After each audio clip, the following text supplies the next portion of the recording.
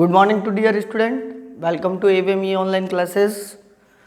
Today we start a new topic about to the related to second chapter nutrition in animals.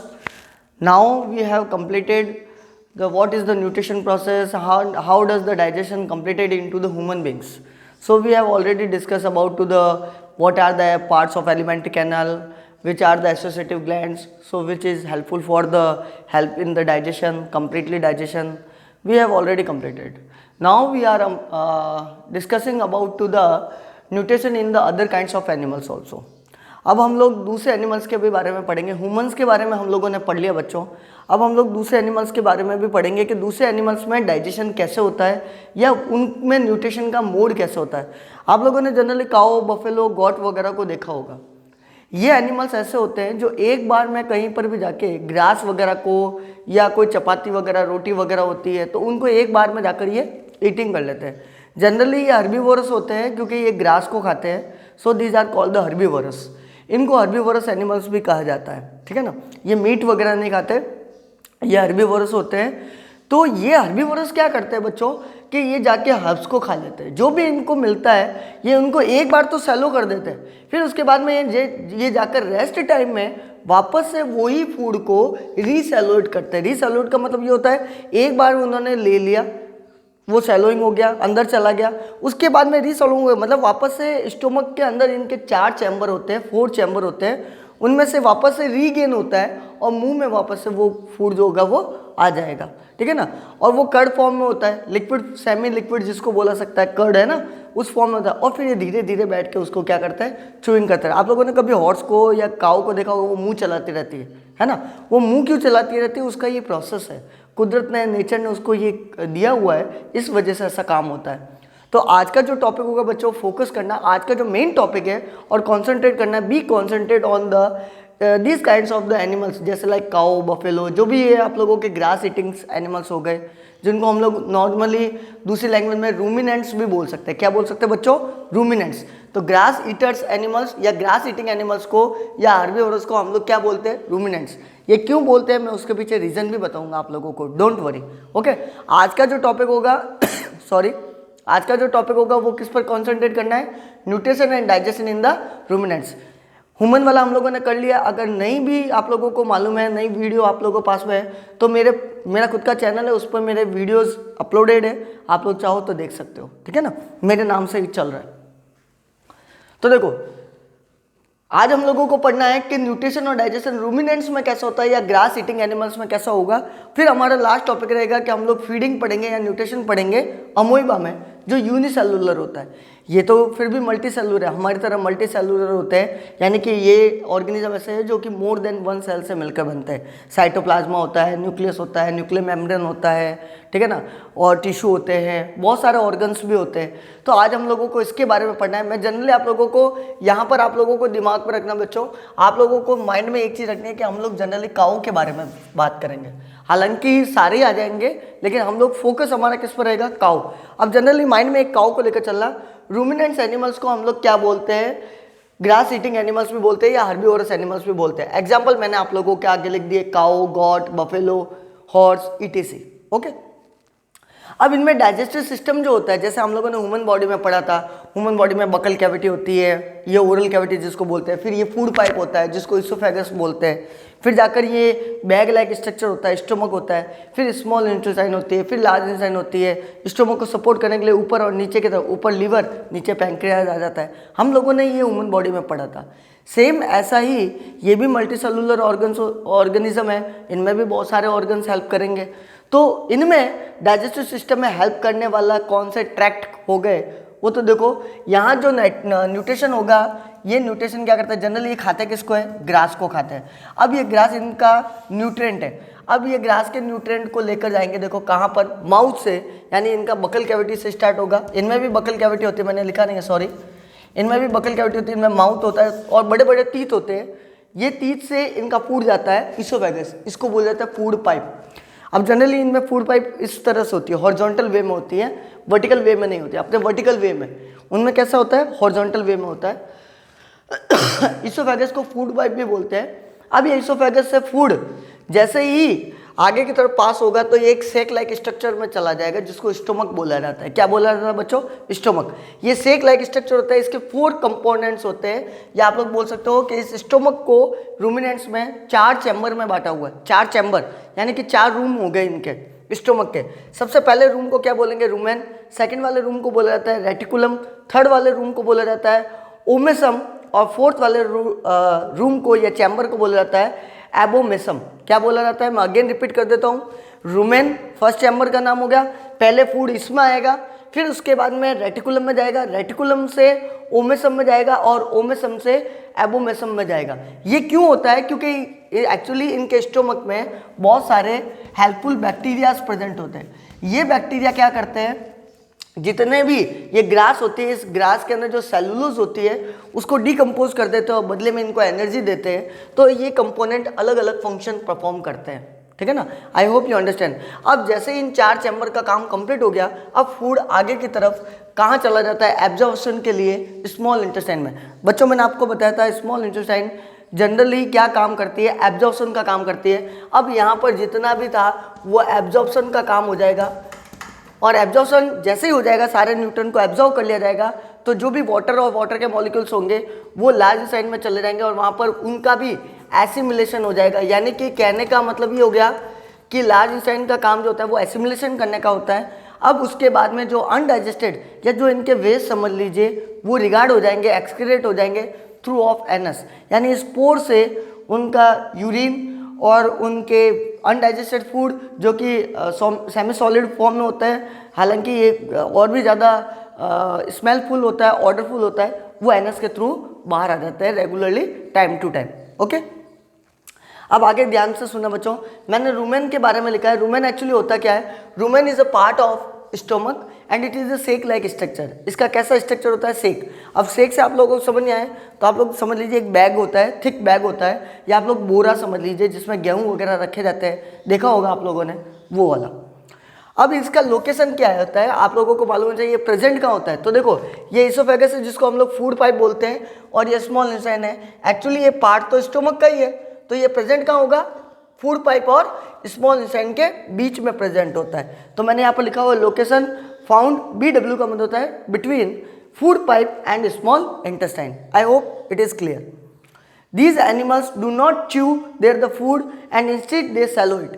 ध्यान से सुनना बच्चों, जब ये फूड गैदरिंग करने के लिए जाते हैं या इनको जब फूड दिख जाता है इसकी स्मेलिंग पावर से, तो जब ये जाते हैं तो एक बार में ये उस समय चूइंग नहीं करते। अपन लोग तो चूइंग करना शुरू कर देते हैं, लेकिन ये चूइंग नहीं करते, ये इसको स्टोर करते हैं। ये डायरेक्टली इसको चूइंग करने के प्लेस पर, इंस्टेड का मतलब होता है इसके प्लेस पर ये सैलोइड कर देते हैं। सैलोइड बोले तो अंदर की तरफ निगल लेते हैं, ठीक है ना। फिर जब ये रेस्ट टाइम में होंगे तब ये इसको क्या करते हैं, धीरे धीरे वापस से रीगेन करते हैं और धीरे धीरे चूइंग करते हैं।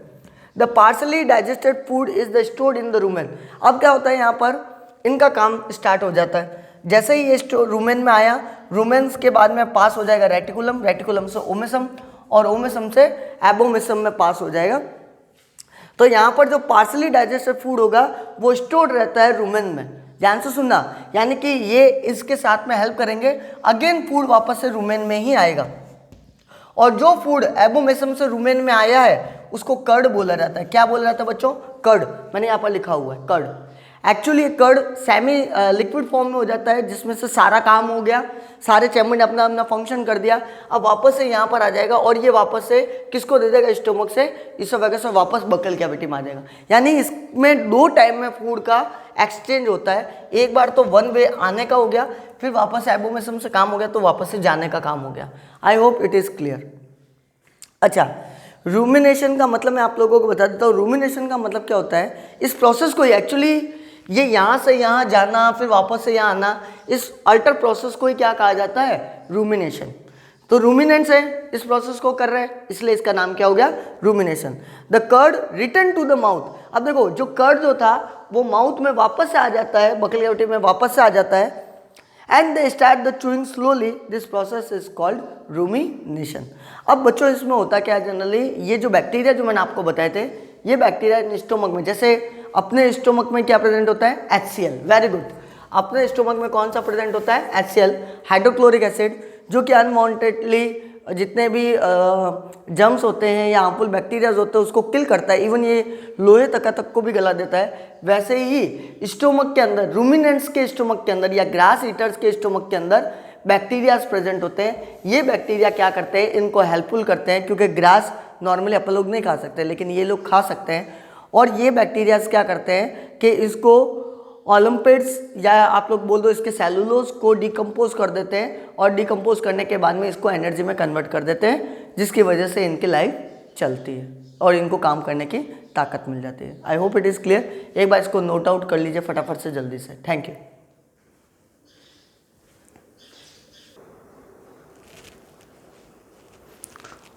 Okay dear student, now we are going on to the next understanding about to the next animals. What is the kind of the nutrition found into the amoeba? अब देखो हम लोगों ने ह्यूमन के बारे में पढ़ लिया, हम लोगों ने रूमिनेंट्स के बारे में भी पढ़ लिया। अब हमारा जो लास्ट फोकस है इस चैप्टर का, लास्ट एंडिंग है बच्चों, हम लोग लास्ट टॉपिक पर आ चुके हैं, वो है न्यूट्रिशन इन द अमोइबा। अमोइबा मतलब जनरली आप लोग इसको हिंदी मीडियम की बुकों में अमीबा भी लिखा हुआ होता है, ठीक है ना, अमीबा। तो आप लोग ध्यान से सुनना बच्चों, ये यूनिसेलुलर ऑर्गेनिज्म होता है। यूनिसेलुलर का मतलब ये हो गया कि जो क्या बना हुआ हो, एक सिंगल सेल से बना हुआ। वी आर मल्टीसेलुलर, हम लोग मल्टीसेलुलर है, बट इट इज़ यूनिसेलुलर। ये यूनिसेलुलर होता है यानी सिंगल सेल से बना हुआ होता है। सेल सिर्फ एक ही होगी लेकिन अदर ऑर्गन्स होंगे, ठीक है ना, जो प्रॉपरली फंक्शन करते हैं। This is microscopic organism. अब खुद से दिमाग लगाओ कि जो एक सिंगल सेल का ही बना हो तो उसका स्ट्रक्चर क्या लार्ज होगा क्या? ये बहुत ही माइक्रो होते हैं, बहुत ही छोटे होते हैं। इनको एक स्पेशल इंस्ट्रूमेंट से देखना पड़ता है जिसको हम बोलते हैं microscope. So this are refers to called microscopic organism.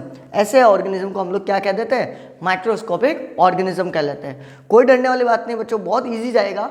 अमोइबा के बारे में पहले सुनो ध्यान से, उसके फीचर्स को समझ लो, आप लोगों को सारी चीज़ समझ आ जाएगी। मैं जनरली यहाँ पर एक ड्रॉ करके बता देता हूँ अमोइबा कैसा होता है। अमोइबा जो है एक्चुअली मैंने ये बनाया तो है, यहाँ पर ये न्यूक्लियस होता है, ये इसकी सेल मेम्ब्रेन है, ठीक है ना, जो कि पोरस होती है, ये सेल मेम्ब्रेन होती है, ठीक है ना। ये इसका न्यूक्लियस हो गया और न्यूक्लियस के ये यहाँ पर इसका साइटोप्लाज्म हो गया, ठीक है ना।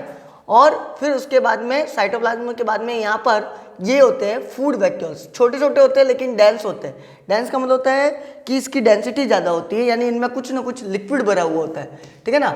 इनमें कुछ ना कुछ क्या होता है? सेमी लिक्विड भरा हुआ होता है, जो कि आप लोग बोल सकते हो कि इसको हेल्प करते हैं एज ए डाइजेशन में, यानी कि इसमें जूस भरा हुआ होता है। क्या भरा होता है? जूस, जो कि हेल्प करते हैं कहाँ पर? इसको डाइजेशन में। अब जनरली मैंने ये शेप बना तो दिया लेकिन रियल में इसका शेप ऐसा होता नहीं है। इसके अंदर एक एक्स्ट्रा ऑर्डिनरी फीचर ये होता है कि ये इरेगुलर शेप के अंदर होता है। जहाँ इसको जो फूड दिखा ये उस तरफ उसका डायरेक्शन ले लेता है, यानी ये अपने शेप को वेरिएबल करता रहता है। It means amoeba has a variable shape found into the different shape. It means it change there the body structure. वो अपने बॉडी स्ट्रक्चर को चेंज करता रहता है ना। वो अपने इसका फीचर ही यही है कि वो उसका शेप एक जैसा नहीं रहता, वो अपने शेप को क्या करता रहता है, जहाँ फूड दिख गया उसको चेंज करता रहेगा। अभी मैं नीचे ड्रॉ करके बताऊंगा और अच्छे से क्लियर हो जाएगा। आगे सुनना बच्चों कि ये इसके अंदर होता क्या क्या है, वैसे मैंने एक्सप्लेन कर दिया है। इसके अंदर एक ही सेल होती है और सिंगल सेल, साथ में एक सेल मेम्ब्रेन होता है, सेल मेम्ब्रेन कवर करता है। अंदर साइटोप्लाज्म होता है जो इसको प्रिवेंट करता है मटेरियल को लेने में देने में। एक ही न्यूक्लियस होता है जो इसको कंट्रोल करता है। ये स्मॉल और डेंस, इसके अंदर फूड वैक्यूल भी प्रेजेंट होते हैं। छोटे छोटे होते हैं, देखो मैंने बनाए हुए हैं यहाँ पे, ये छोटे छोटे फूड वैक्यूल होते हैं लेकिन डेंस बहुत होते हैं। डेंस क्यों है? मैंने बताया क्योंकि इसके अंदर क्या भरा हुआ होता है? सेमी लिक्विड या जूस, जो इसको हेल्प करते हैं डाइजेशन में। जो भी ये फूड लेता है छोटे छोटे और इससे भी छोटे माइक्रो ऑर्गेनिज्म को जब ये खाता है, ठीक है ना, किसी प्लांट को वेस्ट को ये खाता है, तो वो जब जैसे बॉडी में जाते हैं ये इनगल्फ करता है, तो यहाँ पर ये फूड वैक्यूल में चले जाते हैं और फूड वैक्यूल के अंदर प्रेजेंट होने वाले जूस इसको हेल्प करते हैं डाइजेशन करने में, ठीक है ना। तो यहाँ से इसका डाइजेशन भी होता है और यहीं से इसका एक्सक्रिएशन भी होता है। बच्चों ये छोटा है तो इसमें ज़्यादा प्रोसेस नहीं है। अगला देखो, इसके अंदर एक मजे की बात ये होती है कि इसमें चलने के लिए पाँव तो होते हैं। लोको मोशन का मतलब होता है चलना, मूव करना। लोको का मतलब होता है जगह, मोशन का मतलब होता है चलना।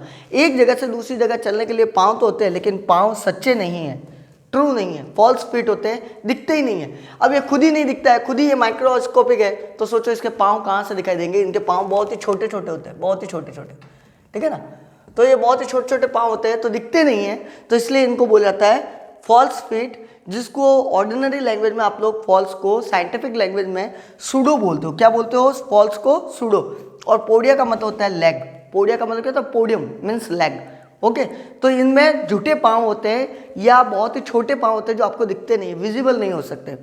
अब ये जनरली करता क्या बच्चों? It engulf. इनगल्फ का मतलब होता है इनसाइड या टेकन करना, इनहेल करना।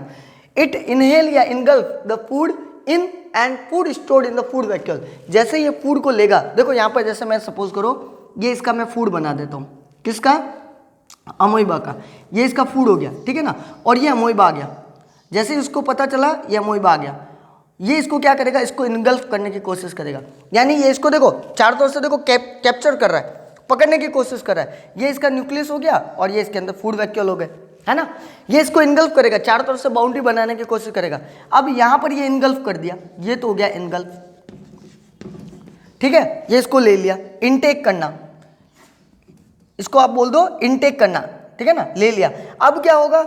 अब अमोइबा इसको अंदर की तरफ खींच लेगा। ये देखो ये अंदर की तरफ खींच लिया, ये आ गया, ये फूड अंदर की तरफ आ गया, ठीक है। ये फूड था, ये अंदर की तरफ आ गया, ये न्यूक्लियस है और ये फूड वैक्यूल। अब फूड पास होता हुआ कहाँ जाएगा? इस फूड वैक्यूल में जाएगा। फूड पास होता हुआ कहाँ जाएगा? इस फूड वैक्यूल में जाएगा। तो ये देखो ये यहाँ पर जा रहा है फूड वैक्यूल, ये यहाँ पर मैं लिख देता हूँ फूड वैक्यूल, ठीक है ना। अब फूड कहाँ जाएगा? ये देखो ये पास होता हुआ कहाँ चला गया? अब शेप कोई भी हो सकता है, मैंने कहा था इसका शेप बदलता रहता है। ये फूड यहाँ पर चला गया, देखो ये फूड यहाँ से यहाँ चला गया। तो ये फूड यहाँ पड़ा था, यहाँ से यहाँ पर चला गया, ठीक है ना। अब ये फूड, अब इसके अंदर फूड वैक्यूल के अंदर क्या थे? मैंने आपको बताया था इस फूड वैक्यूल के अंदर प्रेजेंट थे, क्या प्रेजेंट था? जूस। ये जूस इसको क्या करेगा? धीरे धीरे डिकम्पोज करने में या डाइजेशन करने में हेल्प करेगा। अब फूड का हो रहा है क्या? डाइजेशन। यहाँ पर होता है डाइजेशन। ये तो हो गया इनगल्फ, ये फूड एंटर हो गया, इंजेशन हो गया, यहाँ डाइजेशन हो जाएगा। अब क्या होगा? अब धीरे धीरे ये फूड वैक्यूल अपना वर्क करना शुरू कर देंगे। तो ये देखो ये फूड ने अपना वर्क करना शुरू कर दिया है। ये फूड वैक्यूल ने इसको धीरे धीरे डिकम्पोज करना, देखो तोड़ना शुरू कर दिया, तोड़ रहा है ये, तो इसको बोला जाता है एब्जॉर्प्शन। एब्जॉर्प्शन करने का भी काम हो गया। भले ऑर्गन इतने नहीं है, स्टोमक नहीं है इसके अंदर, स्मॉल इंटेस्टाइन नहीं है, लेकिन फिर भी काम तो वो का वही हो रहा है, स्टेप तो हो ही रहे ना। देखो इंजेक्शन का काम हो रहा है, डाइजेशन का काम होता है, एब्जॉर्प्शन। अब एसिमिलेशन भी होगा। एसिमिलेशन कैसे होगा? ये देखो इस तरह से, ये वापस अमोइबा हो गया, ये इसका न्यूक्लियस हो गया। अब ये फूड वैक्यूल में क्या करेगा? जितना डाइजेस्ट करना था कर दिया। अब जो ये वेस्ट थे वो इसी फूड वैक्यूल से क्या हो जाएंगे? वापस से बाहर आना शुरू हो गए। ये देखो ये बाहर आना शुरू हो गए, ठीक है ना। ये बाहर आ जाएंगे, ये हो जाएगा एसिमिलेशन। क्या हो गया? एसिमिलेशन। और एसिमिलेशन के बाद में क्या हो जाएगा? ये देखो ये आ गया आपका अमोइबा का लास्ट, और ये जो अनडाइजेस्टेड थे वो देखो, ये देखो ये अनडाइजेस्टेड, ये बाहर आ गया, ठीक है ना। इसको बोलते हैं ईजेशन। बस एज सिंपल एज। बस इतने ऑर्गन नहीं है, क्योंकि माइक्रोस्कोपिक है तो अपन लोग ज़्यादा ऑर्गन तो बता नहीं सकते, छोटा सा होता है, लेकिन प्रोसेस सारा का सारा हो गया। I hope it is clear. इसको नोट डाउन कर लेना बच्चों। ये चैप्टर आप लोगों के फिनिश हो गया है। देखो इंटरेस्टिंग सी बात है, अपन ने लॉकडाउन के अंदर स्कूल ओपन भी नहीं हुई है, अपन लोगों ने 2 चैप्टर कंप्लीट कर दिए, ठीक है ना। तो नेक्स्ट में हम लोग इसके एक्सरसाइज क्वेश्चन के ऊपर डिस्कस करेंगे। जब भी मेरा वीडियो आएगा हम लोग एक्सरसाइज क्वेश्चन के ऊपर डिस्कस करेंगे। ओके, एक बार इसको नोट आउट जरूर कर देना, ड्रॉ जरूर बना देना। Thank you.